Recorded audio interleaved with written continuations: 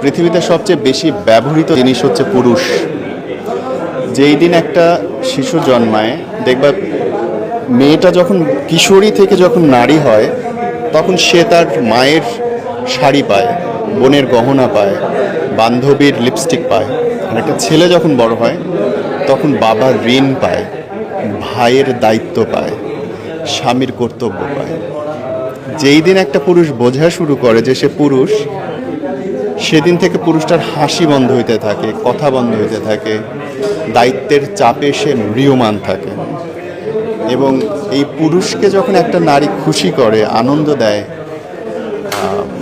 সেটা আসলে তুলনা হয় না। কিন্তু আমাদের দুর্ভাগ্য যে আমাদের পারিবারিক বোঝাপড়া এত কম যে আমরা ওই আনন্দের মুহূর্তগুলো কম পাই, দুঃখের মুহূর্তগুলোই বেশি পাই। এবং পুরুষের কান্নায় আসলে শব্দ হয় না, চোখের জল অনেক পড়ে, তাকায় থাকবে কিন্তু ভেতরটা পুরো শেষ হয়ে যাবে, ভাই টের পাবে না।